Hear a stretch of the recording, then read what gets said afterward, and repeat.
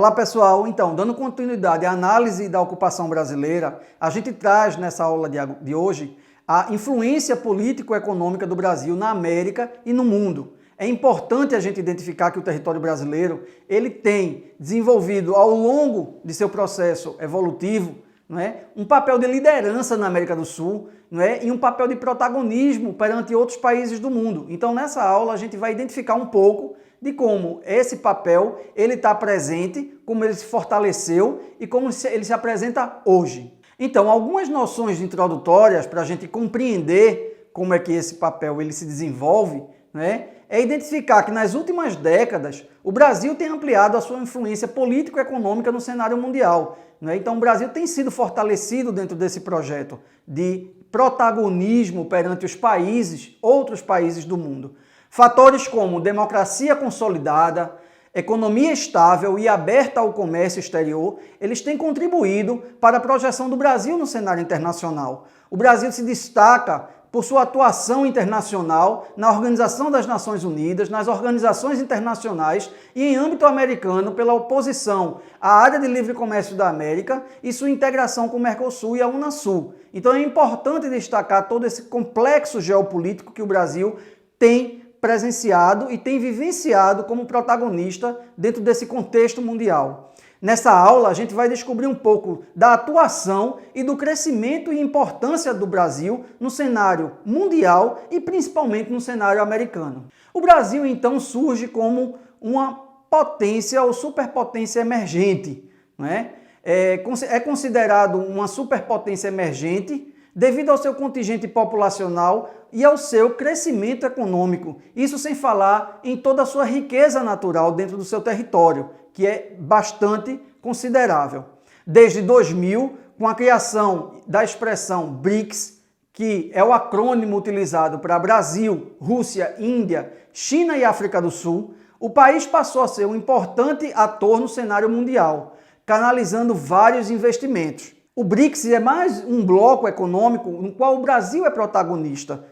Dentro desse contexto de blocos econômicos, é importante destacar o papel do Brasil perante outras nações que são também produtoras mundiais, como China e Rússia. São grandes produtoras, grandes importadoras do Brasil, compradoras de produtos brasileiros, e estabelecer laços econômicos cada vez mais fortalecidos é um dos objetivos fundamentais do BRICS.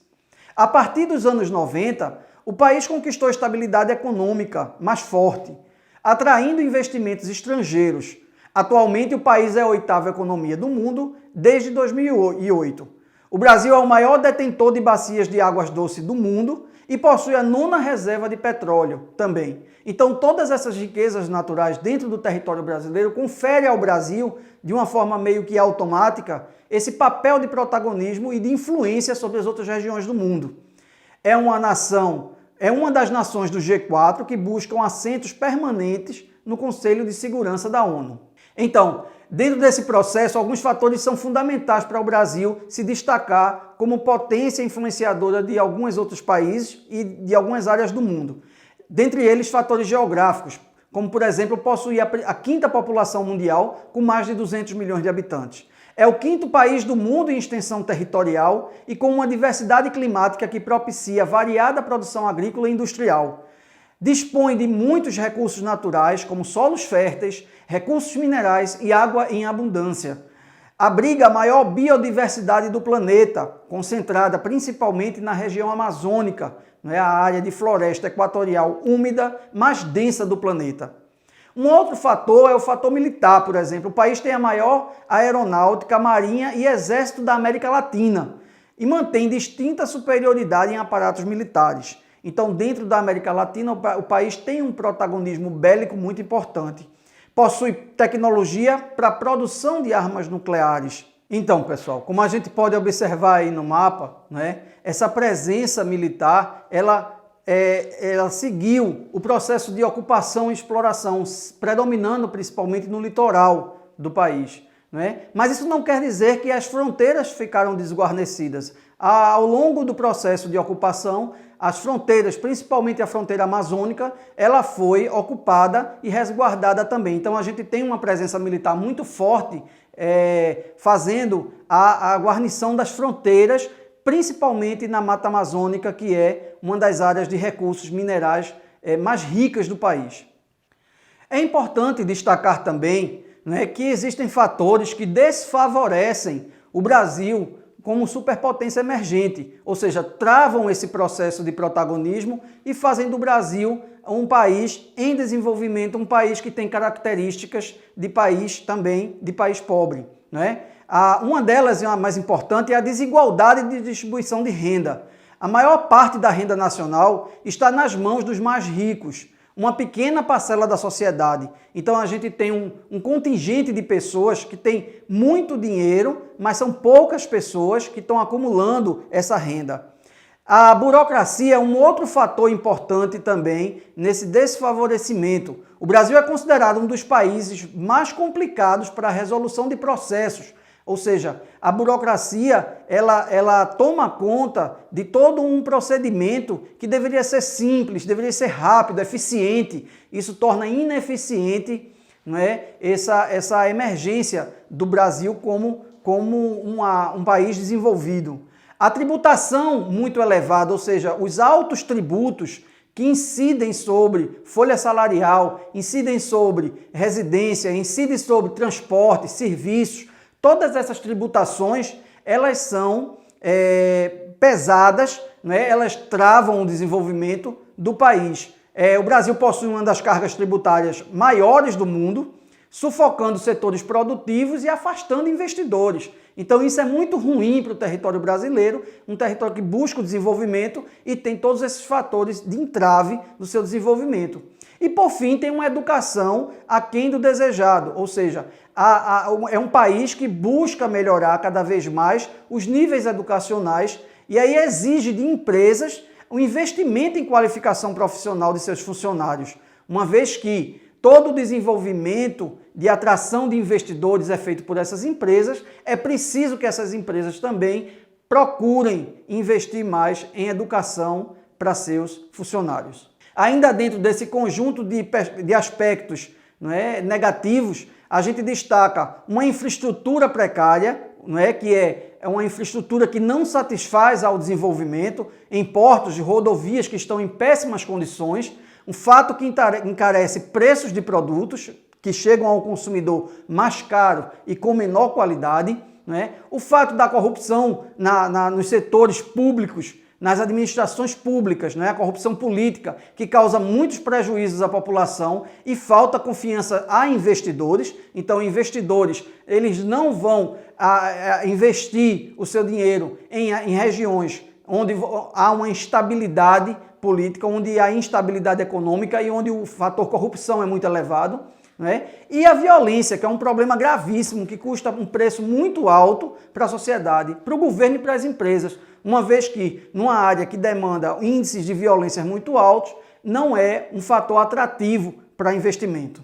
Conforme a gente pode ver aí no gráfico, né, o que é que dizem os números? Evolução de carga tributária. Então a gente tem de 2000 até o ano de 2010, né, uma carga tributária que, mesmo se estabilizando ou até mesmo ela reduzindo em determinados momentos, mas ela só vem aumentando ao longo dos anos, né? Então é muito importante salientar esse aspecto. Por quê? Porque a carga tributária ela é um fator de atração de investimento e desenvolvimento. Quanto mais alta essa carga tributária, menos desenvolvimento, menos investimento. Principalmente pelo fato de que essa carga tributária sendo tão alta, não há uma resposta à altura nos níveis de serviços públicos prestados. Então, todos esses números retratam esse entrave no processo de desenvolvimento econômico do país. É importante a gente fazer algumas comparações, não é? Então, por exemplo, uma carga tributária muito alta em produtos como a gente pode observar aí na tela, o café, não é? 36% de impostos, não é? Brinquedos, 41%, mas alguns elementos mais essenciais, o leite, 33% de carga tributária, não é? A carne, com 18% de carga tributária. Tudo isso são fatores que pesam no orçamento, pesam na vida das pessoas e pesam no consumo, né? Então a gente tem aí uma conjuntura, não é, que não favorece a maioria da população, deixando o país à míngua, deixando o país devendo, não é, em termos de desenvolvimento social e econômico. Então a gente destaca agora, não é, o Brasil perante o cenário mundial, perante esse cenário econômico mundial. A partir da metade do século XX, né, o país intensificou sua industrialização. Essa industrialização possibilitou diminuir a dependência de máquinas e produtos industriais do exterior, ou seja, diminuir a sua dependência das importações. Sempre importante salientar que o processo de industrialização do Brasil, ele foi um processo de industrialização atrasado, né? Enquanto que as nações europeias, né, mais desenvolvidas se industrializaram há 200 anos, né, o Brasil só veio se industrializar posteriormente, né, no século XX é que veio esse processo de intensificação da industrialização.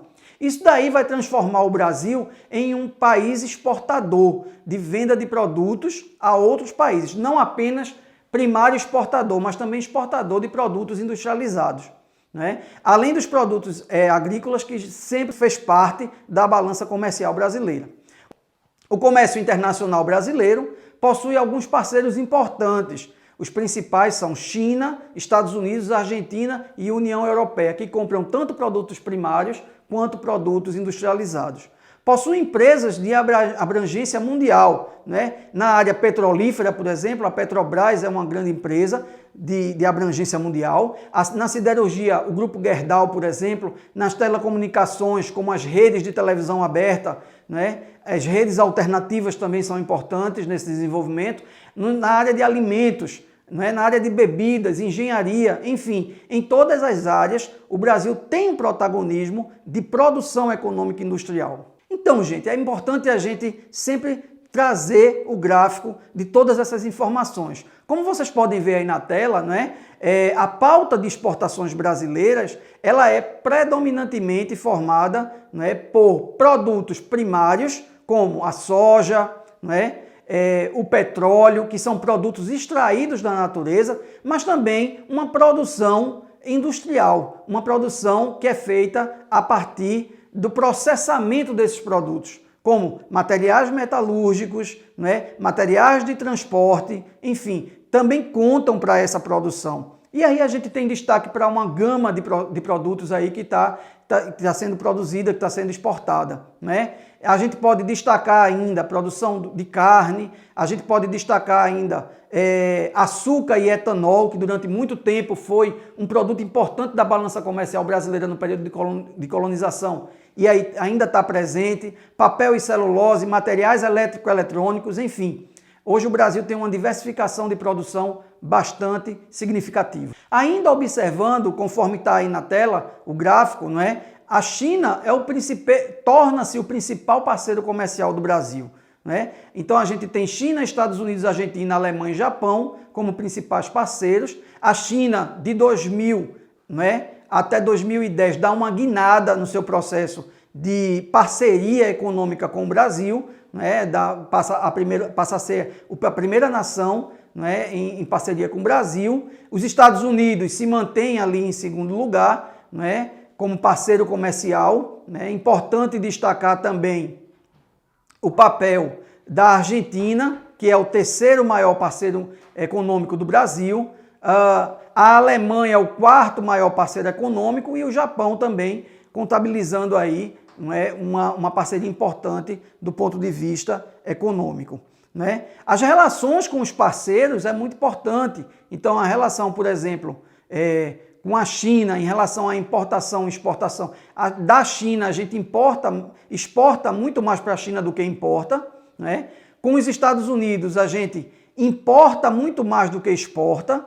Com a Argentina a gente exporta mais do que importa. Com a Alemanha a gente importa mais produtos do que exporta, e com o Japão é quase parecido ali a balança comercial, né, em termos de exportação e importação. Outra estratégia adotada pelo Brasil é a sua relação com o G20, né, que tem um objetivo para ampliar sua atuação no cenário mundial e manter estreitas relações com outros países emergentes. Em 2003, o grupo englobava 19 países em 3 continentes, e a União Europeia surgiu antes de um encontro da Organização Mundial do Comércio no México. Nesse evento, liderado pelo Brasil, um grupo de países pressionou os países ricos para imporem os interesses comerciais deles sobre os países mais pobres.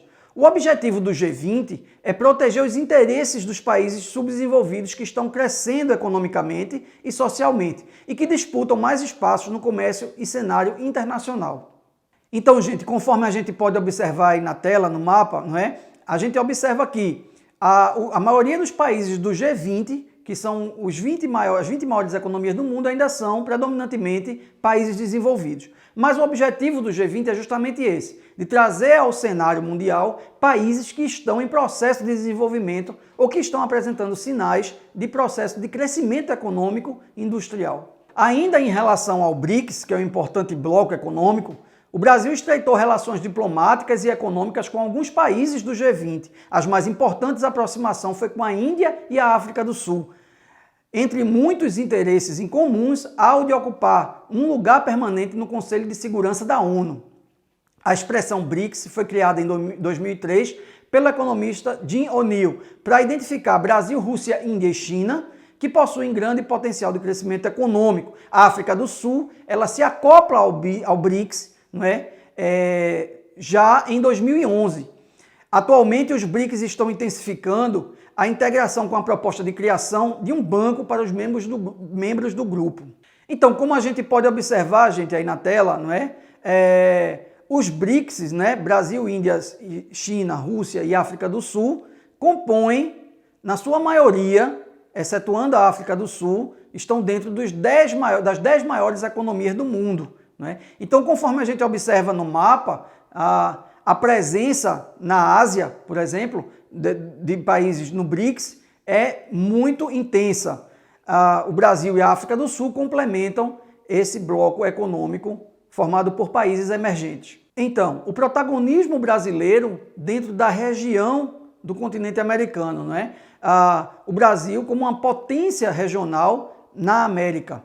É a segunda maior economia das Américas, está atrás apenas dos Estados Unidos, que é a maior economia mundial. É a maior economia da América Latina, ou seja, do México até a Argentina, o Brasil é a maior economia, produção econômica e industrial de toda a América Latina.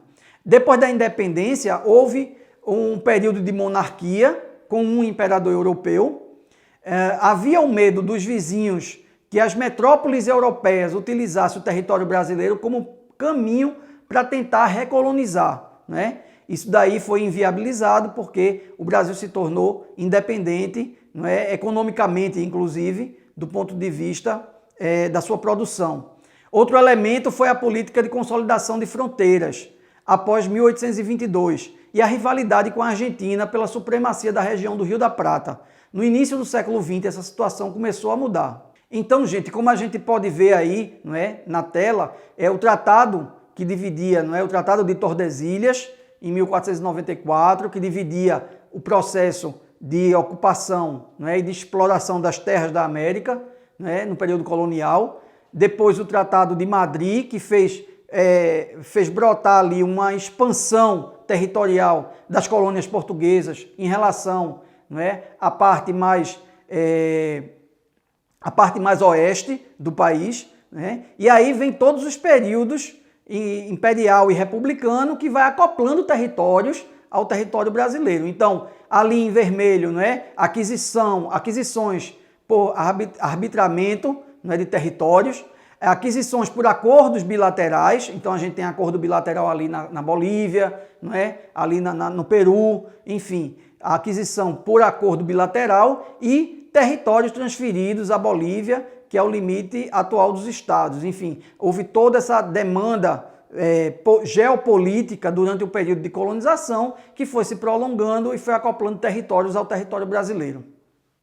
Então é importante a gente destacar que essa política de acoplamento de território, conquistas, arbitrações, elas foram dando condições para que a influência brasileira perante não somente a América do Sul, mas a América Latina, ela crescesse, né? Crescesse do ponto de vista territorial, crescesse do ponto de vista econômico. O Brasil ainda, identificando essa potência regional americana, A partir da década de 70, Brasil e Argentina assinam acordos de cooperação econômica, militar e segurança pública. Ainda na década de 70, uma parceria com o Paraguai constrói a hidroelétrica de Itaipu, que é um marco dentro desse processo de integração. Em 91, a partir do Tratado de Assunção, que deu origem ao Mercosul, consolida-se uma atuação que visa a cooperação e integração econômica e política da América do Sul. Então o Brasil tem um papel de protagonista também dentro desse processo. E atualmente o Brasil é um dos grandes incentivadores da integração latino-americana e é reconhecido internacionalmente como um país que agrega e que integra regionalmente a América do Sul e a América Latina. Mais especificamente, o Brasil faz parte de um bloco econômico regional importante, que é o Mercosul, É o chamado Mercado Comum do Cone Sul, formalizado em 1991, a partir do Tratado de Assunção, que reunia inicialmente Brasil, Argentina, Paraguai e Uruguai. Nesse primeiro momento, ele funciona como zona de livre comércio, em que os países membros buscam diminuir as tarifas e barreiras e a circulação de produtos. Essa primeira fase é uma fase muito importante. Os países que fazem parte e assinam o acordo buscam diminuir as tarifas, os impostos nos produtos que são comercializados entre os países integrantes desse bloco. Em 94, passou a etapa de união aduaneira, onde os países membros devem adotar uma taxa de importação comum para o comércio com países que não fazem parte do bloco. Então, na etapa de união aduaneira, se identifica uma tarifa comum para se comercializar, para se relacionar com países que não fazem parte do bloco do Mercosul. O objetivo do Mercosul é criar um mercado comum. O Brasil é a maior economia do Mercosul, sem ele o bloco não funciona. O Brasil, então, lidera esse papel de protagonismo aí, de representatividade dentro do bloco da América do Sul, dentro desse processo de expansão regional, econômica e política e cultural. Alguns países foram se implementando ou deram sinais de implementação ao bloco do Mercosul. Em 2012, a Venezuela passa a ser membro do grupo após a suspensão do Paraguai por um processo de instabilidade política, que até então era contra a entrada desse país no bloco. Bolívia, Chile, Peru, Colômbia e Equador também entraram como países associados. São países que dão sinais de economias integradas, de estabilidade política, e esse processo, a partir dos acordos e dos tratados e das convenções que vão sendo feitas, esses países vão dando sinais de propensão de entrada no grupo. O Brasil assume um papel de protagonismo perante o cenário mundial também. E dentro desse cenário mundial, destaque para o papel do Brasil na Organização das Nações Unidas, a ONU. Ele busca ampliar a importância no meio internacional. Então, vem aumentando cada vez mais o seu papel protagonista dentro da organização. O Brasil é um ardoroso defensor dos princípios da ONU, da defesa da paz, da igualdade entre os povos, da autodeterminação dos povos e solução pacífica dos conflitos e repúdio total ao terrorismo e ao racismo. O Brasil é membro da ONU desde a sua fundação em 1945. O país busca agora conseguir lugar permanente no Conselho de Segurança da organização, grupo de países com poder de vetar as decisões da ONU. Então, para atingir esse objetivo, aliou-se aos países que buscam uma reformulação da Organização das Nações Unidas com a finalidade de representar a dinâmica do mundo atual. Dentro desse cenário político-econômico mundial, é importante destacar as missões que o Brasil participou como convidado pela ONU para missões de paz, e missões de apaziguar conflitos. Então, destaca para as missões de paz no Timor-Leste, dentro de um processo político instável. O Brasil teve um papel fundamental dentro do processo de estabilizar aquele país, e as missões de paz no Haiti, um país que vinha passando por um processo de desastres naturais e de conflitos políticos e econômicos. Então, gente, conforme a gente observa aí na tela, algumas das áreas no mundo em que o Brasil, junto à ONU, em parceria com a Organização das Nações Unidas, o Brasil como colaborador da Organização das Nações Unidas, atua diretamente em áreas que tiveram alguns desastres naturais ou áreas de conflitos, áreas de guerra civil, que o país dá o suporte junto às missões da ONU. Não é? A gente percebe que na África há uma concentração muito intensa dessas missões, parte da Ásia, no norte da América, não é? No Haiti, na América Central, mas principalmente o foco sendo na África, onde essas tensões e conflitos elas são mais sensíveis e o Brasil então fornece, não é? Auxilia nessa ajuda humanitária, nessa ajuda em missões de paz. Então, gente, a gente vai ficando por aqui. Tirem um ótimo proveito desse material e até a próxima.